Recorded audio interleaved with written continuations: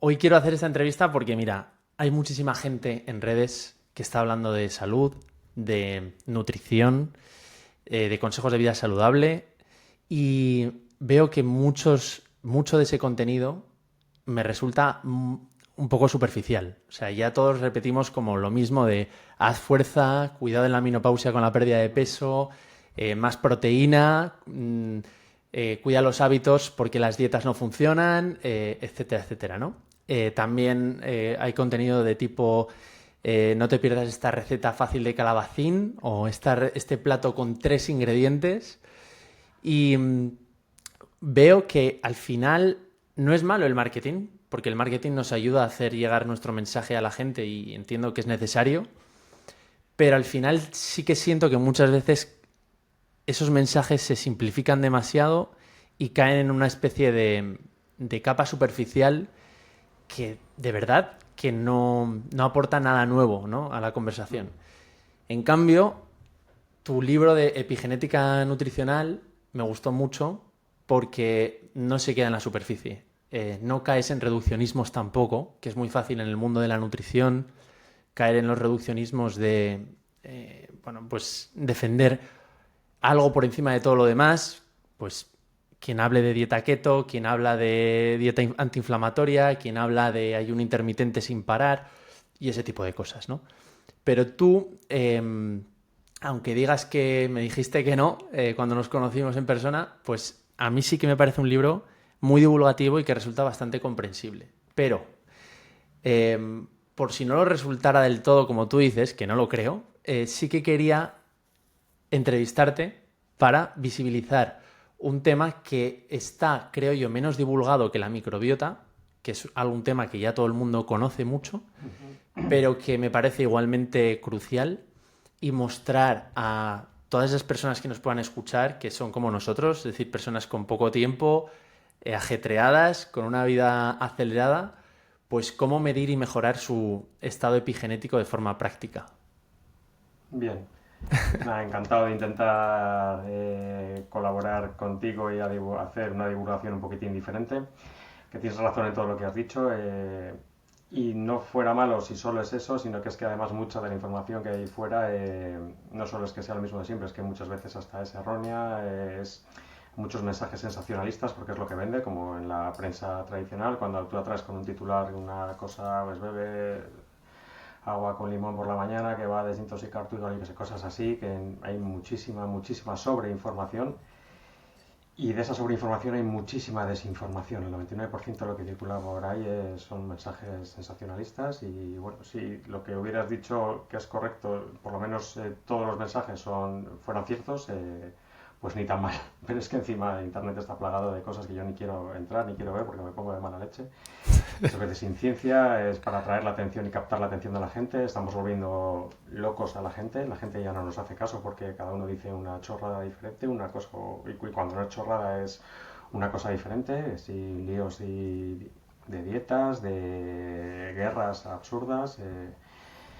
Y, y eso nos tenemos que centrar, yo creo que en un mensaje único todos los que nos dedicamos a esto, que es no confundir a la gente, hacer una alimentación, lo que tú ya has dicho que se está lanzando el mensaje que no hay nada nuevo, pero por lo menos una alimentación natural basado en lo que hemos comido toda la vida como especie, alimentación natural con ausencia de ultraprocesados, no comer demasiado, o lo mismo que lo que gastas y estás en tu peso, gastar mucho y podrás comer más y encima es bueno gastar mucho y si ese mensaje fuera estuviésemos todos unificados, ni tan mal, pues que encima pues muchas veces estamos confundiendo a la gente. Y luego viene esa parte que tú comentas que ya, bueno, eso está ya entre la gente que divulga bien, pues está un poquitín ya más trillado, digamos, y bueno, ya la gente ya sabe eso y conviene también pues seguir avanzando un poquitín, porque al final de esto se trata la salud y la ciencia, de avanzar, de no estancarnos y seguir aportando cosas, que esto no será lo último y vendrá nuevo y volverá a venir nuevo y eso es lo bueno de la ciencia, que avanza. Es que es eso, que avanza y que sí, que hay mensajes que deben quedar claros y por supuesto que todos los que he mencionado como ejemplos, que no lo pretendo satirizar, pero sí que es verdad que hay una sobreabundancia y es como, oye, mira, cuéntame algo que de verdad me cambie un poco, que esto ya lo he escuchado, ¿no? Y en tu libro mencionas muchísimas de estas cosas que para mí me parecen que la verdad que la gente se puede beneficiar mucho de conocerlas, tanto como se ha conocido últimamente el tema de la microbiota, ya digo. Entonces, mencionas mucho la SAMe, ¿vale? Que es la gran molécula, si hay un protagonista en tu libro, es la S-adenosilmetionina, que es esa segunda molécula, dices, más utilizada por las enzimas, justo después del ATP. Y dices, sin SAMe no hay metilación. Y sin metilación no hay vida. Que es una frase que resume muy bien la importancia de este protagonista, ¿no? Entonces, ¿cómo explicarías qué es SAMe y el papel que tiene a alguien que no ha oído nunca hablar de SAMe? A ver, pues la primera molécula más utilizada ya casi todo el mundo la conoce, por lo menos los que nos siguen y los que nos dedicamos a esto, que es la ATP, ya todo el mundo sabe que es para generar energía, pero luego está la gran desconocida, que es la SAMe. Yo precisamente iba a titular al libro SAMe, la molécula de no sé qué, a ese adenosilmetionina, pero me parecía un título bueno, que la gente iba a decir, ¿pero qué es esto? Iba a pasar de largo y bueno, al final también lo cambié porque el libro era también sobre la epigenética, me parecía un libro más chulo, pero estuve a punto de, o valoré el que en el nombre del título apareciese la molécula o el nombre de SAMe, porque yo quería reivindicar su importancia, era lo que quería aportar.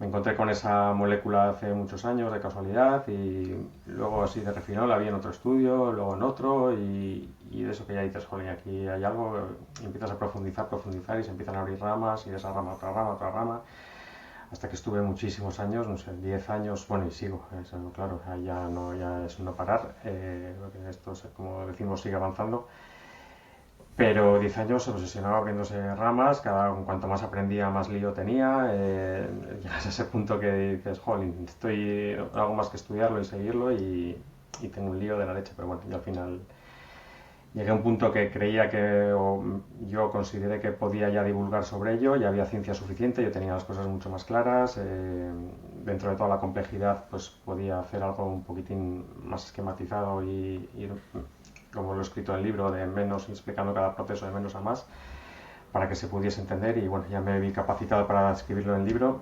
Y a ver, SAMe viene del nombre de SAMe, los americanos lo llaman SAMe, se lo pronuncian así, son las siglas de S-adenosilmetionina, ¿vale? Pero no decir todo el nombre de S-adenosilmetionina, pues decimos el nombre de SAMe.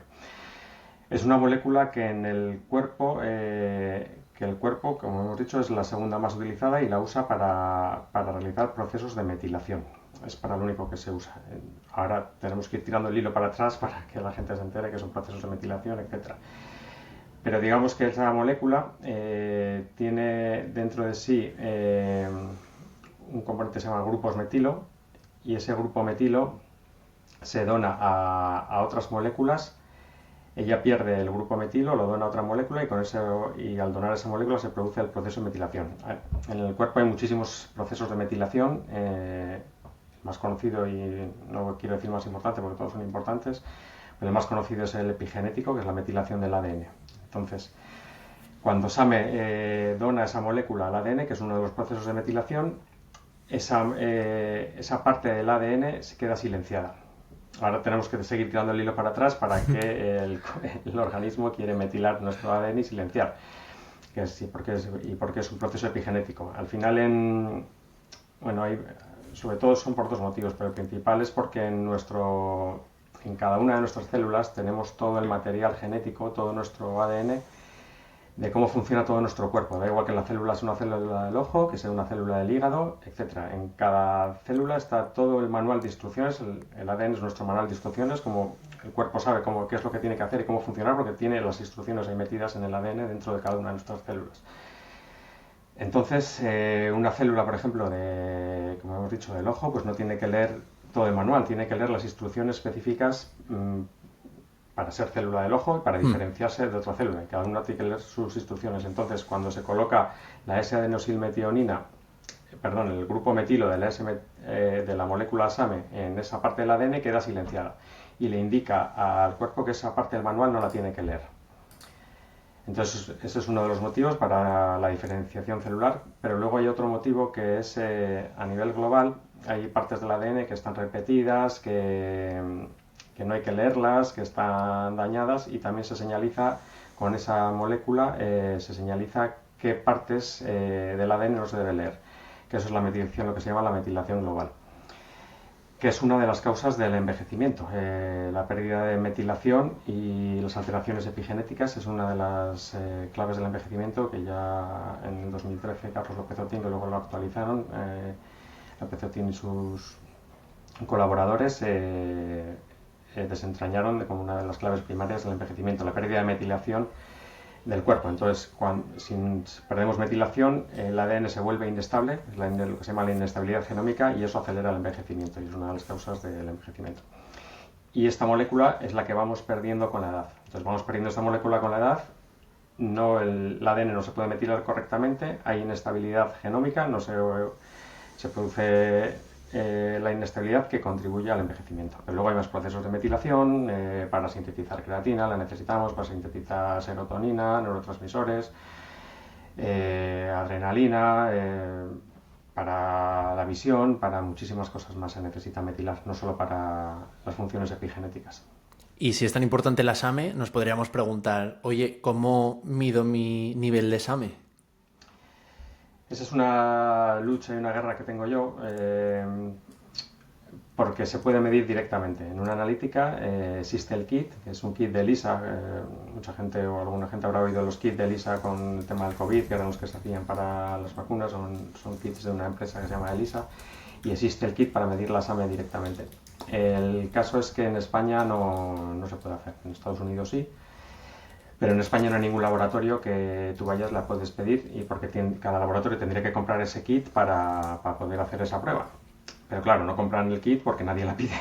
Y yo estoy harto de buscar laboratorios para pedirle, me dice, pues no la voy a pedir solo para ti y para tus clientes porque no me merece la pena, no la amortizo y tal. Entonces, se puede medir indirectamente de otra manera, que es midiendo un aminoácido que se llama metionina, que es el precursor. Entonces está muy relacionado la cantidad de metionina que tienes con la cantidad de SAMe. Se correlaciona bastante bien y es una medida indirecta, pero es válida y es con lo que nos tenemos que apañar.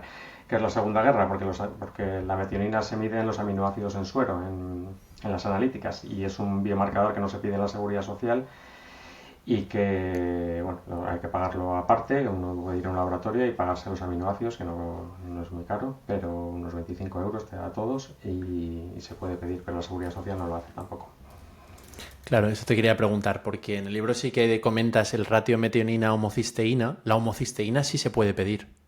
Sí, y eso es más habitual en la seguridad social. Si el médico está bien pedirla, que muchos médicos no, porque yo creo por desconocimiento muchos de ellos, porque no saben muy bien lo que es o para qué sirve, entonces no la piden, pero es accesible. O sea, y hay médicos, si la pides ya están actualizados y saben que afecta mucho al riesgo cardiovascular, al de demencias, que es lo que se sabía hasta ahora.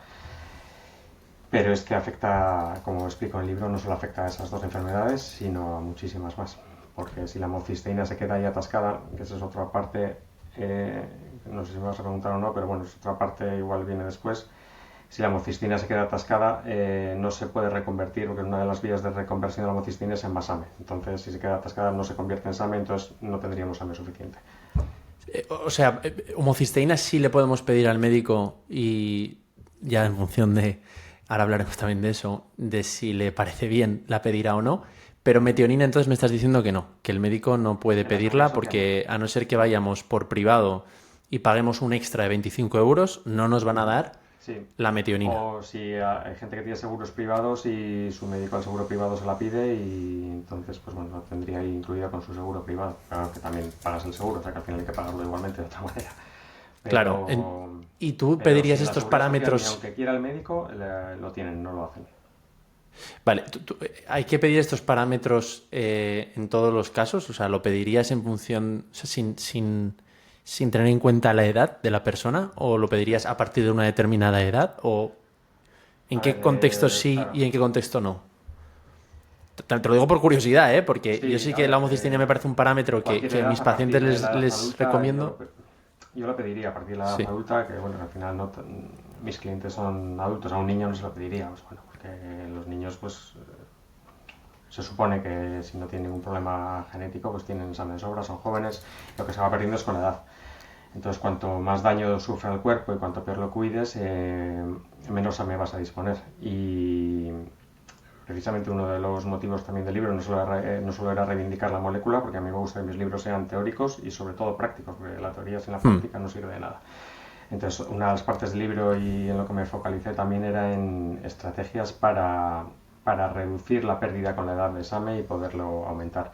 Y sí, a mí me gusta, en mis clientes lo hago en todos, absolutamente todos, porque todos son adultos, lo pido y veo cómo está, sobre todo también porque antes de empezar estrategias de aumento de SAMe con ellos, para ralentizar el envejecimiento, minimizar el riesgo de enfermedades o si las tienen e intentar que mejoren, hay un porcentaje pequeño de la población, pero lo hay, que por genética tiene SAMe en exceso. Y eso también crea problemas. Sobre todo está más visto en enfermedades mentales tipo enfermedad bipolar, esquizofrenia, epilepsia y algunos casos de leucemia.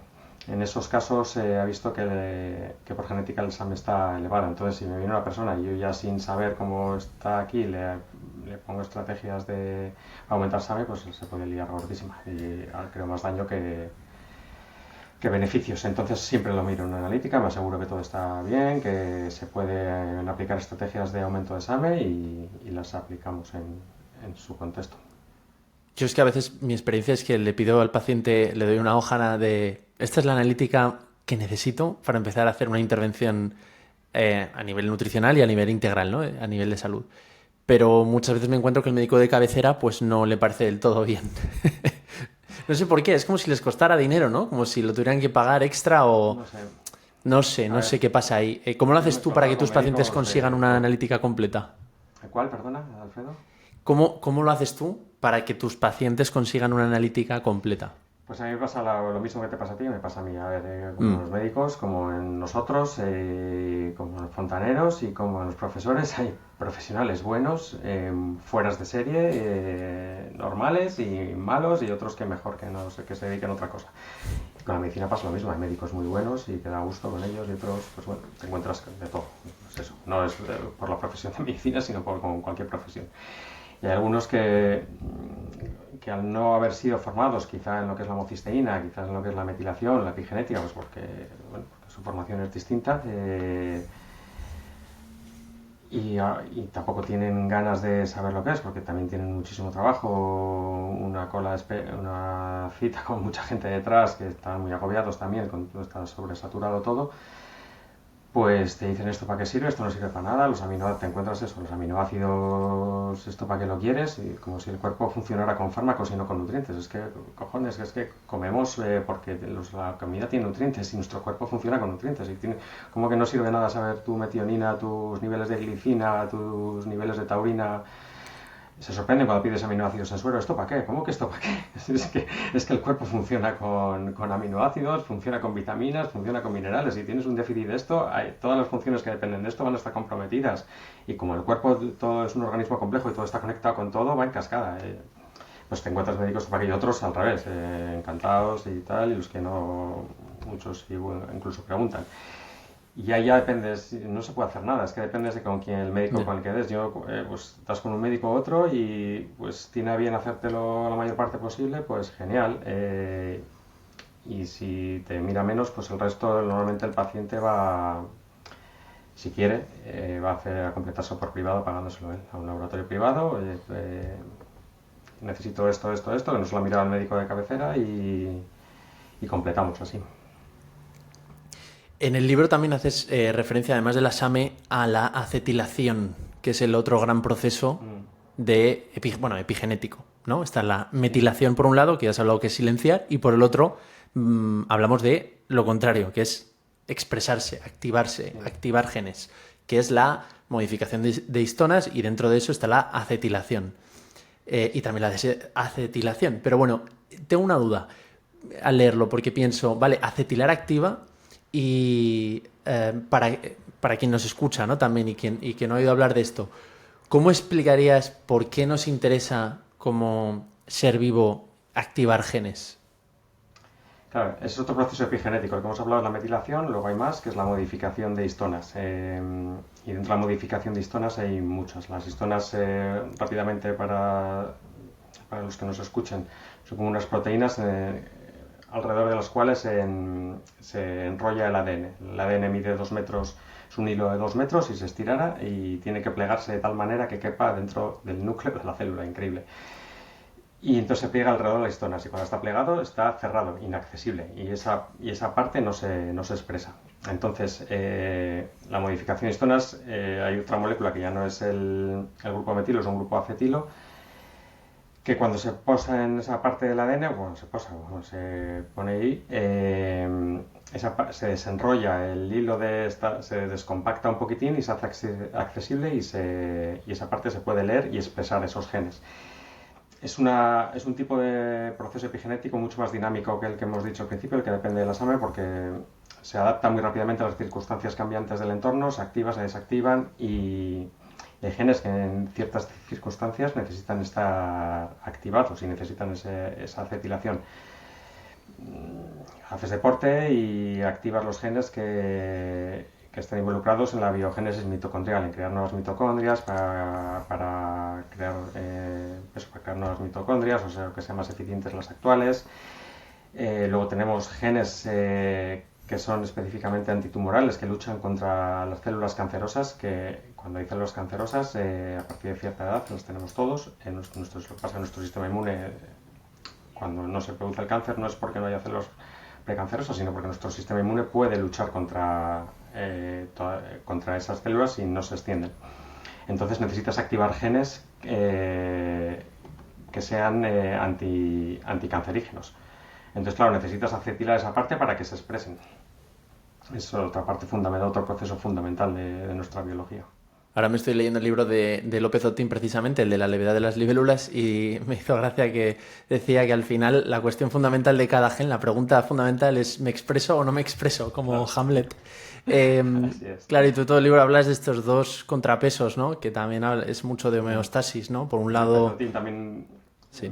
Charlando una vez con él, me dijo que decía, es que un gen tiene que hablar solo cuando debe. Es una frase que he metido en el libro. Un gen tiene que hablar solo cuando debe, como debíamos hacer los humanos.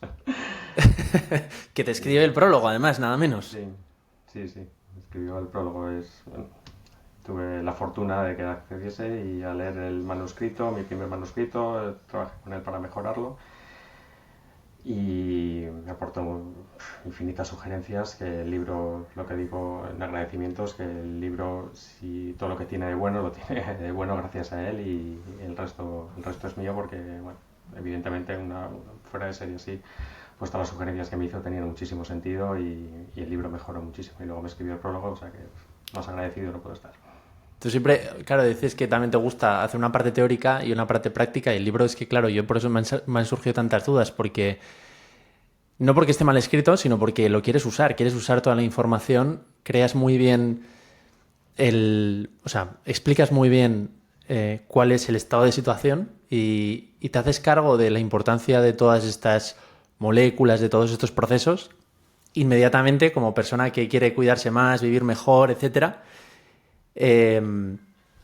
Uno se hace la pregunta de cómo puedo influir en eso, cómo puedo mejorarlo. Entonces, por eso también te quería preguntar qué sentido tiene, porque te he entendido, ¿no? He entendido que, y gracias al libro también, que la especialización de cada célula depende de precisamente esas etiquetas que añadimos para silenciar, pues en el ojo, oye, exprésate como una célula del ojo, ¿no? Es decir, silencia todo lo que no sea para ser una célula del ojo. Y en el hígado todo lo contrario.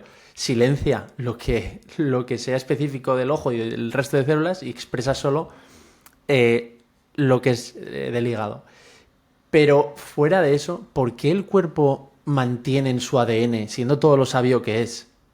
Que has dicho que se pliega a 2 metros, que es una barbaridad, ¿no? Pensar que tenemos 2 metros plegados en una nanofracción. ¿Por qué un ADN mantendría, por ejemplo, un prooncogen? Que entiendo que es es uno de los ejemplos mejores de por qué nos interesa a veces silenciar ese ADN, ¿no? Porque silenciamos precisamente cosas malas que nos meten en problemas, como por ejemplo un prooncogen. ¿Cuál es la lógica de tener esos genes ahí como terroristas, ¿no? En nuestro ADN?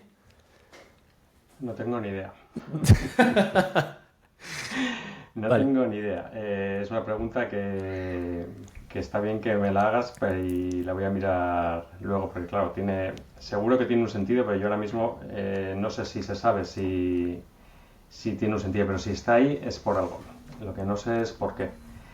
Porque es raro que lo que tú dices, es raro que el cuerpo mantenga algo así.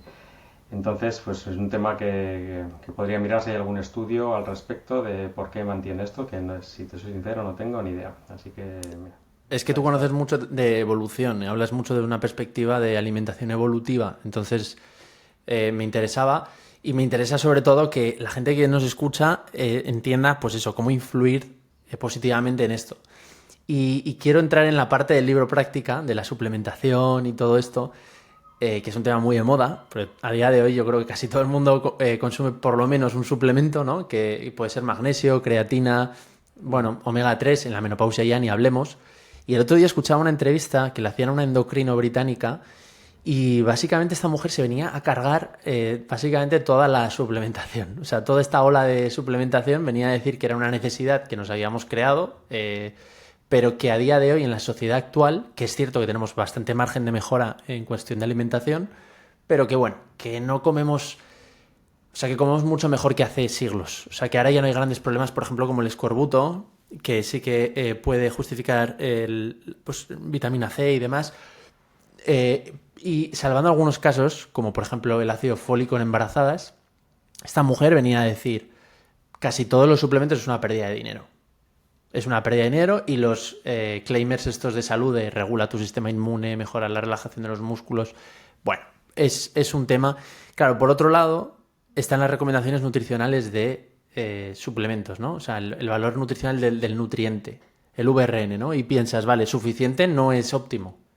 Es cierto que aunque yo lleve una planificación nutricional perfecta, cosa que no sabemos ni cómo se hacen los nutricionistas muchas veces porque nos resulta imposible de cuadrar todo al dedillo, ¿no? Esto ya sabemos que la nutrición no es una ciencia exacta, pero dices, bueno, aunque lo planifiques todo, aunque lo lleves lo mejor posible, sí que es cierto que hay niveles a los que es difícil llegar de una forma óptima. Sí suficiente, pero no óptima. Y quizás pues, cuando estás en un nivel ya de optimización, pues te interese eso. Entonces, tú en el libro sí que defiendes una necesidad real de suplementos, ¿no? claro, es que depende para qué. Lo que dice la endocrina, entiendo que, claro, ya no hace falta que si comemos, no tenemos tantos déficits como cuando había escorbuto, evidentemente, tenemos vitamina C. Otra cosa es lo de comer bien o comer mal. Si la población está comiendo bien o mal, porque bueno, yo creo que está comiendo mal porque está comiendo comida ultraprocesada en vez de la comida natural con la que hemos evolucionado y la que nuestros genes están adaptados a recibir, que es la que nos está enfermando y dañando. Pero desde ese aspecto, el aspecto de que no tenemos tantos, que hay comida de todo, pues evidentemente ya no tenemos esos problemas de falta de vitamina C brutal que nos podían producir enfermedades como el escorbuto y nos hacía morir. Entonces, ¿es necesario la suplementación es necesaria para sobrevivir y no morir a los 30 años de escorbuto? Por supuesto que sí, que no es necesaria.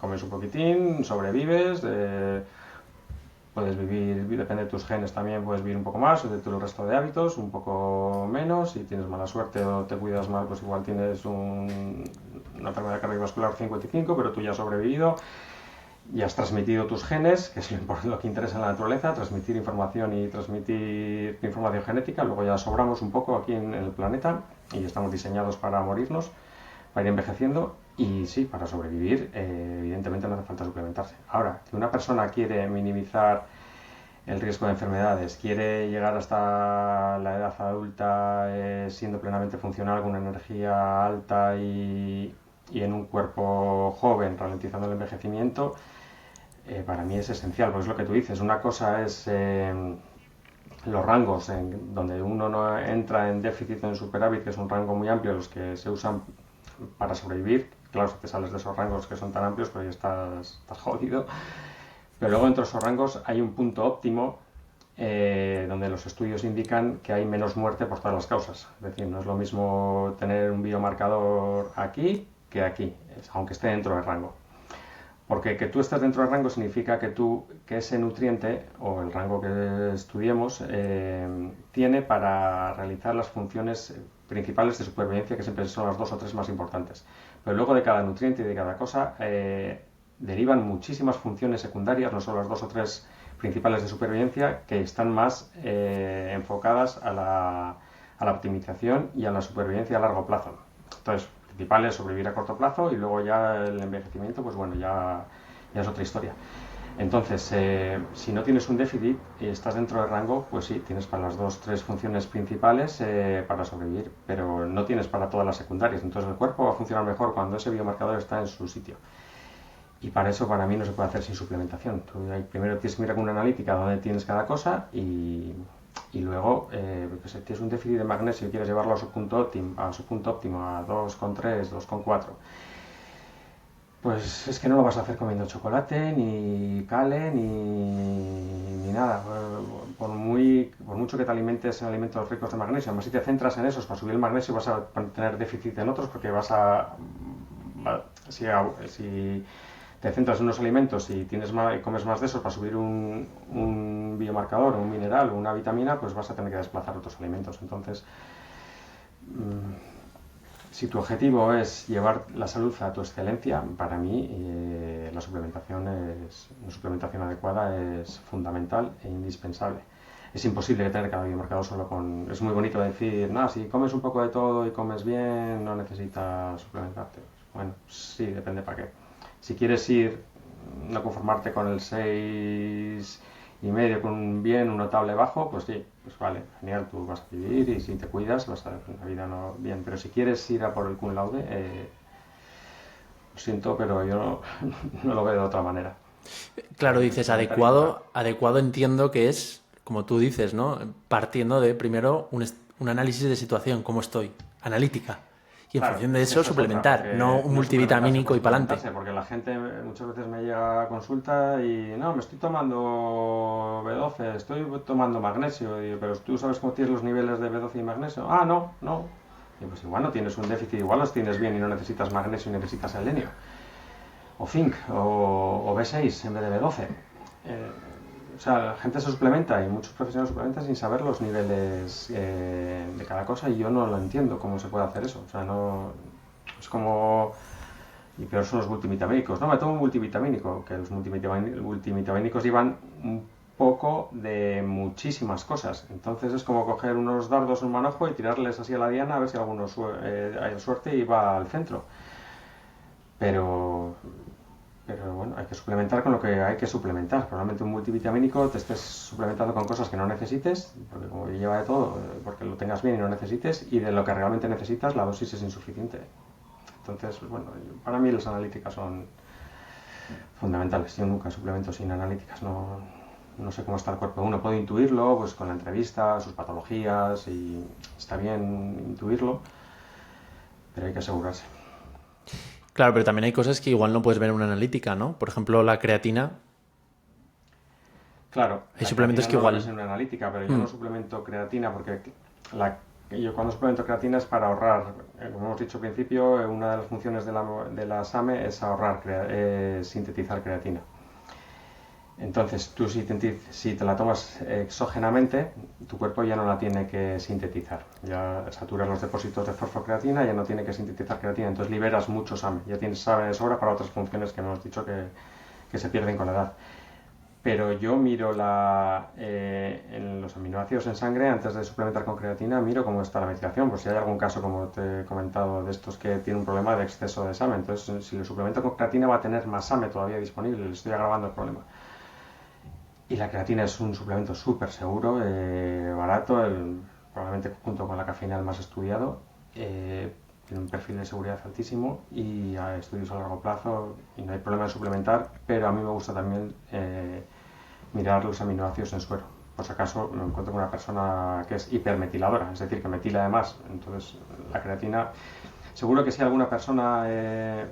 porque es lo que suele ocurrir. Hay alguna persona que cuando toma creatina, que también son pocas, se nota mucho más irascible, que el humor le va y le viene, que tiene momentos muy buenos y de repente está de muy mala leche, que hay algo que no va bien y empezó a suplementarse con creatina, que deje de suplementarse con creatina porque es por eso, porque y metila además, está teniendo SAMe además y encima seguro que no tiene glicina, que la glicina absorbe el exceso de SAMe. Es fundamental tomar glicina también cuando tomas creatina, porque si vas a ahorrar SAMe y no queremos un exceso, como todo, volvemos a decir, tiene un punto óptimo en el medio, nada en exceso, nada en defecto. La glicina, si tienes un exceso de SAMe, te la absorbe. Entonces, probablemente uno que tome creatina no tenga glicina y tenga esos cambios de humor, no se sienta a veces que se siente, joder, qué bien estoy, qué buen humor, qué energía. Otros días que le dice cualquier cosa a sus hijos, su pareja o un compañero y explota y salta y tal, salta y asciende. Y está tomando creatina, que lo valore. Pues ahora que está tan de moda Porque la es uno de creatina, los yo creo síntomas. que empezaremos a ver mucho contenido en redes sociales que habla de la glicina. Ya verás, es el siguiente en aparecer en el escenario. Claro, ahorradores de SAMe. Claro, pues la creatina. También en el libro hablas la lecitina de soja, Mm. porque tiene fosfatidilcolina. Colina, que lo lleva la yema del huevo, por ejemplo. Tú tampoco eres, un momento, tú tampoco eres un defensor a ultranza ciego de los suplementos. De hecho, en el libro defiendes, primero, una suplementación inteligente, es decir, adecuada, lo que has dicho, primero basada en una analítica y segundo, en la medida de lo posible, incrementar esos alimentos que están ricos en esos nutrientes. Pero volvemos a la entrevista, lo que estás diciendo de pues, rango de normalidad no es rango de óptimo. Ahora te pregunto sobre la lecitina de soja y la glicina. Vale, la lecitina de soja, empezamos por ella, pasa lo mismo que con la creatina. El 45% del SAMe del organismo se dedica para sintetizar creatina. Es decir, si, como hemos comentado, si suplementamos con creatina, ahorramos un 45% de SAMe. Y el otro 45% se usa para sintetizar fosfatidilcolina. Importante en las membranas celulares y para muchísimas cosas más. Entonces, si ya suplementamos esas dos cosas, estamos ahorrando un 90% de SAMe, y ya ese SAMe que perdemos con la edad y que es una de las causas del envejecimiento porque aumenta la inestabilidad genómica, la pérdida de SAMe, eh, evita que se puedan diferenciar bien las células, etcétera, pues ya estamos ahorrando mucho SAMe para tener de sobra y compensar lo que perdemos con la edad y ralentizar de esa manera el envejecimiento, que es lo que yo promulgo en el libro. Entonces, para la fosfatidilcolina se puede suplementar uno con fosfatidilcolina, pero siempre que puedo intento usar lo más cercano a un alimento que haya, si no es un alimento, para suplementar. Y en este caso la lecitina de soja es la grasa que se extrae de la soja. Como el aceite de oliva se extrae de las olivas, de las aceitunas, pues la lecitina de soja se extrae de la grasa de la soja y es muy rica en fosfatidilcolina. Entonces, tomando unos 10-15 gramos al día de fosfatidilcolina ya es como tomar los 5 gramos famosos de creatina o el 0,08 por kilogramo de peso, por peso corporal. Y con eso ya tenemos la fosfatidilcolina suficiente para el día a día y ahorramos otra vez SAMe. Y la glicina, vale, la Sí, glicina porque la pues... glicina mencionas que es obligatoria para contrarrestar la hipermetilación. Claro. Entonces, y más si encima ya eres un consumidor de creatina. Claro, ¿Cuánta recomiendas? la glicina en esas personas o en esas patologías, como dije al principio, que puede ser esquizofrenia, enfermedad bipolar, que tiene un exceso de SAMe, la glicina se veía en los estudios que mejoraba muchísimo los síntomas y no sabía por qué, y es por esto, porque absorbe ese exceso de SAMe que tienen esas personas, esa hipermetilación. Al suministrar glicina puede absorber la glicinadona también y puede absorber ese exceso de grupos metilo o de SAMe. Entonces es fundamental. Y luego la glicina pues sirve para muchísimas cosas más. O sea, es infinito. Para la formación de colágeno, de creatina, del glutatión, del famoso antioxidante glutatión, etcétera. Y se ha visto en los estudios que las personas tenemos un déficit de glicina más o menos, una media general, hay gente que tendrá más, otros menos, pero una media general de unos 10 gramos de glicina al día porque hemos dejado de consumir los alimentos ricos en glicina que consumían nuestros ancestros. Entonces, la suplementación con glicina es fundamental porque no da para todo, pero encima si te suplementas con creatina y estás teniendo SAMe y puede que tengas SAMe de más, está bien que asegures que tengas algo para contrarrestar ese exceso y lo puedas absorber. Claro, cuando hablas de lo que comían nuestros antepasados, estás hablando en concreto de ostras, hígados, corazón, Piel, sobre todo piel, piel. órganos y piel y huesos. Es donde más glicina hay en los Claro. huesos. Claro. Que es tú ves a los animales cazar en la naturaleza y lo primero que se comen son los órganos y la piel y los huesos, el tuétano de dentro y todo eso. Y que es algo que nosotros hacíamos, nuestros ancestros cuando cazamos, es lo primero que comíamos porque es lo más rico nutricionalmente y luego ya si ya no había otra cosa pues ya comíamos el músculo, que es lo que hoy llamamos carne, que es lo único que comemos. Hemos dejado de comer esos alimentos hoy en día. Con lo cual, aquí tenemos otro nutriente que podría ser interesante suplementar o que estaría justificada la suplementación.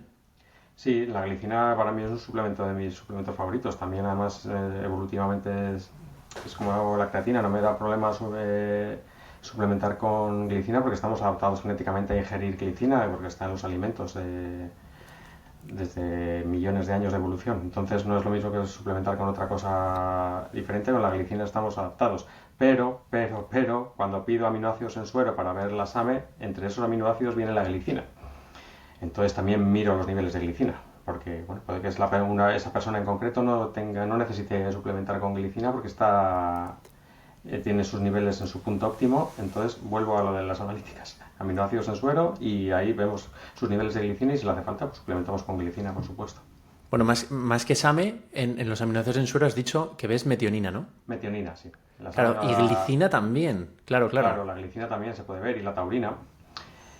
Claro, es que los aminoácidos en suero se debieran pedir.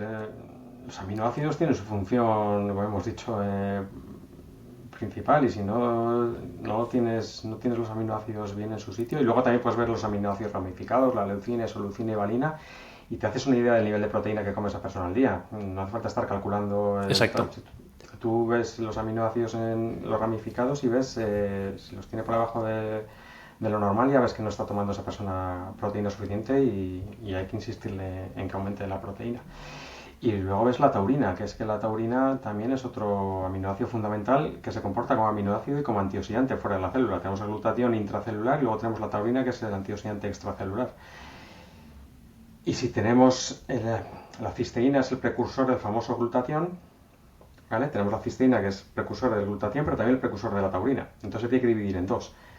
Y luego el glutatión se sintetiza con cisteína y con glicina. O sea, si tú ya le das la glicina porque lo pones en su punto óptimo, pero luego además le das taurina si tienes déficit, ya esa cisteína no se tiene que dividir en dos porque ya tiene taurina, no va para la taurina, ahí va todo para la glutatión, más la glicina que le has dado. Entonces tienes el antioxidante este famoso, que todo el mundo lucha para aumentarlo, porque también se ha visto, pues bueno, todo lo que, pues como cualquier antioxidante, pues si es un antioxidante, ralentiza el envejecimiento y mejora mucho la salud. Pues tomando taurina, lo ves en una analítica como estas de taurina, si tienes déficit, tomas taurina exógena suplementada, que también estamos evolutivamente adaptados a ingerirla, y estás ahorrando cisteína para el glutatión. Evolutivamente adaptados para consumirla. Me hace gracia que digas esto porque en el libro también mencionas que suplementos que no están naturalmente en los alimentos, como por ejemplo el glutatión, que ahora estás también mencionando, hablas de no consumir esos suplementos, porque el organismo no está adaptado evolutivamente para ingerir glutatión, por ejemplo, Sí. de forma exógena, es decir, a través de suplementos. Y tú dices... En concreto Claro. no lo recomiendo, aparte se metaboliza antes de que sea funcional y es un absurdo gastarse el dinero porque no hace nada. Se pierde. Y sí, se pierde antes de que llegue donde tenga que llegar, y bueno, ya solo con eso ya no tiene sentido suplementarse. Pero es que además el glutatión, el organismo es muy difícil, si aunque no tuviéramos ese paso previo y llegar a donde tiene que llegar plenamente funcional, no sabríamos dosificarlo, porque el organismo sintetiza glutatión a demanda cuando lo necesita. En un momento del día más, menos, o en una época más, en otra época menos, o en una edad más o en una edad menos, los jóvenes sintetizarán menos, y no sabríamos suplementarlo. Entonces lo mejor es darle las herramientas, los precursores, y que él sintetice cuando lo necesite y como lo necesite, pero que cuando lo necesite, que tenga todas las herramientas, ¿no? Si no le falta glicina o le falta cisteína o lo que sea, pues por mucho que quiera no lo va a poder sintetizar. Oye, con Entonces, respecto... no estoy de acuerdo con sintetizarlo. Y luego hay otros que sí que no llego a decir que, es decir, suplementos que no estamos evolutivamente adaptados a digerirlos porque no lo hemos consumido nunca, no están en los alimentos, no están en la dieta. Bueno, como pueden ser los fármacos. Los fármacos es eso, no estamos evolutivamente diseñados para tomar un fármaco. No digo que no haya que tomarlos ni que no se pueda tomar jamás. Evidentemente, como un fármaco, cuando es necesario se toma por un periodo el que sea, y y genial, y bienvenido sea, pero lo miro dos veces, aplico mucho más el ratio de riesgo-beneficio. ¿Vale? Si el potencial beneficio es más alto que el potencial riesgo, pues adelante, aunque no que sea un suplemento que no haya estudios a largo plazo, que no lo hayamos consumido durante mucho tiempo. Que sé, te puedo decir, pues una persona con Alzheimer, pues si hay un suplemento que no estamos evolutivo, que no lo hemos consumido durante la mayor parte de nuestra evolución, pero que los estudios científicos muestran que tiene beneficios y aunque no haya estudios a largo plazo, pues se suplementa porque tienes poco que perder y mucho que ganar si funciona. Claro, a veces es difícil tasar ese riesgo porque no tienes estudios, pero sí que sabes, por ejemplo, el riesgo que supone no tratar. Y a veces eso es tan claro porque es tan alto ese riesgo que dices, mira, hay que tomar una decisión. Y en ciencia muchas veces es así. Por ejemplo, la SAMe, que hemos hablado de las moléculas que ahorran SAMe para tener más SAMe disponible, el SAMe se puede suplementar también. Pero el SAMe no está en ningún alimento, no estamos acostumbrados a ingerir, entonces a mí me da más respeto. No digo que no lo vaya a usar nunca, pero no es mi primera opción.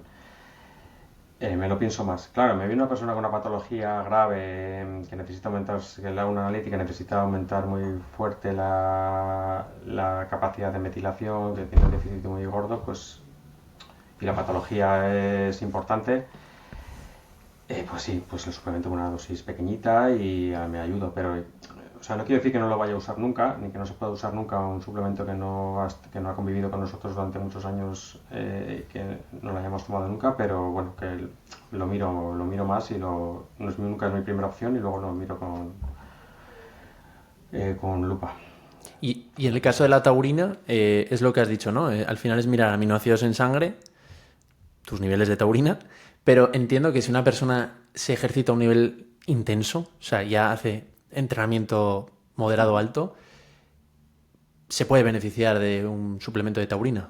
Sí, sí, le hacemos una analítica y está por debajo del rango óptimo, claro. He visto gente que sin suplementarse tiene la taurina en su sitio y no les he suplementado con taurina. ¿En su sitio significa en el rango de normalidad o en el rango que tú consideras en el rango óptimo? Me indican los estudios científicos que en ese punto hay menos muertes por todas las causas, que es el punto óptimo. No, el rango de normalidad es amplísimo, entonces claro. Digo en el punto. Bueno, que no es un punto, no es 300. Pues puede ser, yo qué sé, no estoy inventando los números porque no me los sé de memoria, pero sí. Si el punto óptimo es 300, pues hay un rango pues, igual de 280 a 320. Entonces, si está dentro de ese rango óptimo, es un rango óptimo, suplemento. Yo me suplemento con taurina porque yo no llego a los puntos óptimos sin suplementación. Pero tengo casos que he visto que tienen la taurina en su sitio, incluso casos en exceso. O sea, y sin suplementar. Entonces, bueno, la teoría está muy bien, como digo yo, vale para todo el mundo, pero no vale para nadie. Es decir, una cosa no se puede generalizar. Una cosa es lo que dice la teoría y luego cada persona es un mundo. Tiene su genética, su causística y por eso vuelvo a insistir en las analíticas. Y tanto. Y tú, por cerrar este capítulo ya de la suplementación, tú que manejas toda esta buena información, me surgía la pregunta leyendo el libro de preguntarte a bocajarro ¿cuáles usas tú? O sea, ¿qué suplementos usas? Pues yo uso creatina, es uno de los... Mira, esta botella que tengo aquí, me la hago todas las mañanas, la lleno de agua y me echo mi suplementación en polvo, que es más barata que en cápsulas, y voy bebiendo poco a poco a lo largo del día con la dosis exacta. Pues esta botella, por ejemplo, que es mi caso, no quiero decir que todo el mundo tenga que tomar esa, lleva creatina, lleva taurina, lleva glicina y lleva magnesio. Creo que no lleva nada más. No, y no lleva nada más. En ese caso, porque también me cuesta mantener mis niveles de magnesio sin suplementar, y la taurina y la glicina lo mismo, y la creatina me suplemento pues porque no tengo ningún problema de hipermetilación y me ayuda a ahorrar sangre. Y la glicina pues porque también para llevarlo a su punto óptimo, es imposible con alimentos. Hablabas también del transterostilbeno,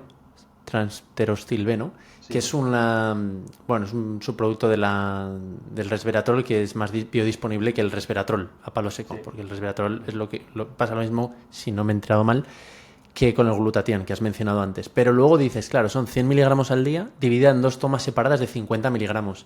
Claro, aquí quiero tocar un poco el tema de el coñazo que supone la adherencia, ¿no? Con el tema de la suplementación. Y el dinero. Bueno, y el dinero, claro. Claro, es que, a ver, pero esto es como todo, lo de la herencia, igual que el deporte, el que algo quiere, algo le cuesta. Esto no, Sí. todo tiene un precio en la vida. Y igual que a nivel profesional tú te tienes que esforzar por estudiar, por mantenerte al día en cualquier profesión, no solo en la nuestra, y cuesta, y si quieres salud cuesta, porque hay que salir a correr cuando no te apetece, o a levantar peso. Pues con la suplementación lo mismo, hay que poner en una balanza lo que te cuesta y lo que te aporta y tú decides. Cada uno toma sus decisiones y a mí no me cuesta porque el esfuerzo que me supone me compensa por el beneficio que creo que me da de salud y calidad de vida. Entonces, luego está el tema también que, claro, suplementos, los buenos, esa es otra historia.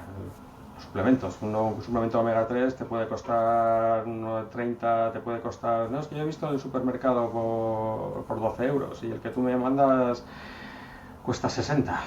Claro, ¿por qué cuesta 15 euros y el otro 60? El que pone el precio de 60 es porque quiere perder clientes, o porque el proceso del omega 3 es diferente y te estás tomando omega 3 y llega donde tiene que llegar, ingresa en el eritrocito y no está oxidado. Entonces, en los suplementos también hay mucho marketing, porque claro, los que venden suplementos, todo hace algo, pues lo vendes como, no, ¿qué hace? No sé qué, claro, y es verdad. Pero luego es que también es un mercado que no está regulado, así como las farmacéuticas, pues es lo que es y está súper controlado. Tú tomas el fármaco que te tomas y sabes que te estás tomando 30 miligramos de lo que sea y es puro, pero en la suplementación no sabemos.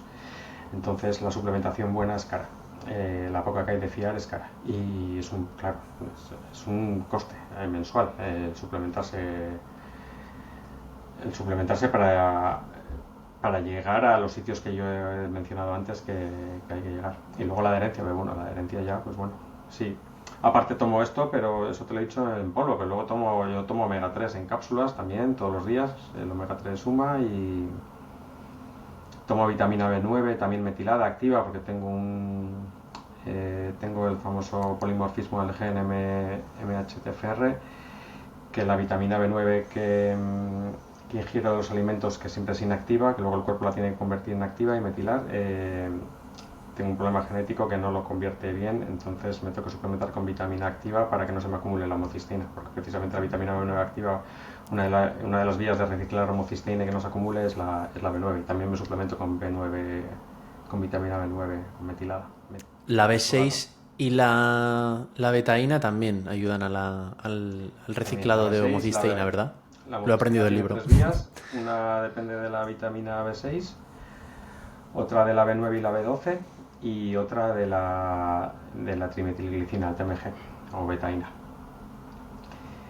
Y sí, y vitamina B6 pues yo no me suplemento porque estoy en los niveles óptimos con la alimentación y no lo necesito, pero porque lo he visto en una analítica.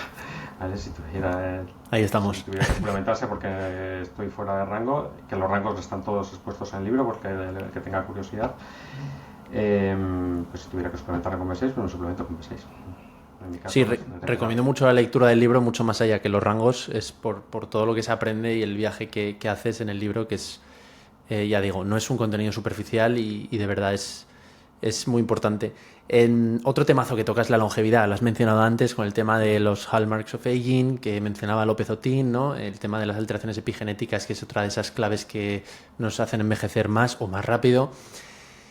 En el libro dices otra cosa que me parece chocante. No considero, como algunos expertos en el tema, que el envejecimiento sea una enfermedad en sí misma. Lo veo más bien como un estado fisiológico, una etapa más de la vida. No es una enfermedad, sino una ley fundamental de la física.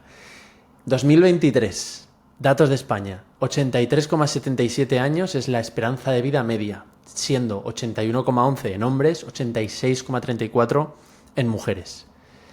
Toda esta corriente que hay ahora de longevidad, yo te quiero preguntar, con todo lo que sabes y habiendo escrito el libro, ¿realmente estamos alargando la esperanza de vida, Curro?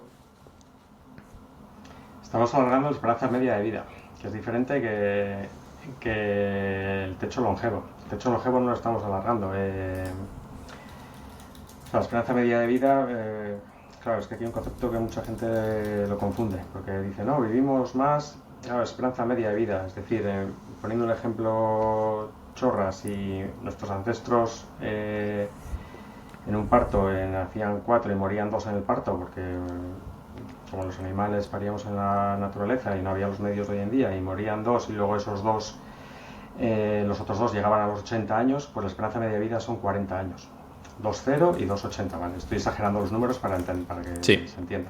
Entonces la esperanza media de vida son 40 años, pero los 2 que han sobrevivido han llegado a los 80. Entonces, claro, ahora ya no morimos antes de tiempo ni por enfermedades infecciosas, gracias a Dios tenemos antibióticos, si nos rompemos una pierna o lo que sea que en la naturaleza morías, pues ahora tenemos hospitales que te operan de urgencias, tenemos una sanidad, un alcantarillado, las enfermedades infecciosas las tenemos más controladas y no morimos antes de tiempo. Entonces, eso que nos hacía morir antes de tiempo, con 20 años, mucha gente antes moría, sobrevivía a los 12 años, moría de una infección o lo que fuera, claro, a la esperanza media ha subido. Y luego está el tema también de que vivimos un poquitín más, también es cierto, pero vivimos más tiempo en un estado de enfermedad. Gente en general, todos, pero nos mantienen más tiempos vivos enfermos. O sea, vamos sobreviviendo con las medicinas y los avances en medicina y no solo en medicina, en farmacología, sino también en intervenciones quirúrgicas y todo, pues nos mantienen más tiempo vivos, pero en un estado de enfermedad, no de salud plena. Y claro, puedes vivir más años, puedes estar sobreviviendo e ir tirando hasta los 85, irte arrastrando todos los días en el médico, polimedicado, o puedes llegar a los mismos años con buena salud y morirte a la vez, pero con buena salud, que es de lo que se trata. De tener hasta tu techo longevo, que también está muy definido genéticamente, hasta llegar a tu techo longevo, llegar en buena salud. Yo ahora mismo he visitado varias veces el hospital, he tenido una operación de hombro, he tenido que ir a hacer unas resonancias, luego las citas típicas y es que vas un martes, he ido a Valdecilla aquí en Santander, un martes a cualquiera a las 10 y increíble la gente que había solo en Santander, solo en un hospital, un martes entre semana por la mañana, pero millones y millones de personas, todos por una cosa, estamos saturando la seguridad social con enfermedades, la mayoría evitables. A ver, tienes unas cataratas o pues, lo que decimos, pues una pierna o pues, bueno, pues vale, pues. Pero muchas estamos saturando y colapsando los servicios de salud pública. Por eso la primera frase de mi primer libro, la de la alimentación evolutiva, la empiezo: no faltan médicos, sobran enfermos. Todo el mundo se queja de que sobran médicos y no es cierto, médicos hay muchísimos, lo que sobran es enfermos, son enfermedades evitables derivadas de nuestros hábitos y de nuestro estilo de vida. Y no lo voy a repetir porque es lo que hemos dicho, que ya está muy machacado, de la alimentación, sedentarismo, etcétera. Falta de sueño, luego por aparte que la gente que fume, beba, además, lo que sea. Pero eso, que vivimos en un estado de no salud, o sea, vivimos hasta muchos años porque nos mantienen vivos, pero no saludables. Pero si nos cuidamos, o sea, por lo que entiendo, vamos a ser capaces igual. No lo sé, es que de verdad que quiero entenderlo del todo bien y vivimos en una época de un excesivo optimismo, o bueno, de mucho optimismo, porque excesivo ya le estoy poniendo un adjetivo y lo estoy juzgando, pero jolín, a López Otín no lo veo tan convencido de esas promesas casi de inmortalidad que se oyen en otros divulgadores o en otros libros que aparecen. Claro. En ti tampoco lo veo, en el libro tampoco lo veo, y por eso te quiero tirar un poco más de la lengua para entenderte, para entender más esto, ¿no? Es decir, hablas de techo longevo, pero por lo que estás diciendo podemos hacer mucho para que ese declive, en lugar de ser muy paulatino y pegarnos 10 años enfermos, de los 75 a los 85, por ejemplo, que ese declive sea más abrupto, que sea en vez de 10 años, pues yo qué sé, 6 meses, 3 meses, 10 semanas, yo qué sé. Morirte sano, o sea, llegar a morir sano, porque has alcanzado tu techo longevo genético y has llegado hasta ahí, pero con salud, con lucidez mental, etcétera, como una persona saludable, no enferma, no llegar a estar enferma. López Otín no es lo que tú dices, no es tan optimista con respecto a estos gurús de ahora que venden la inmortalidad, etcétera.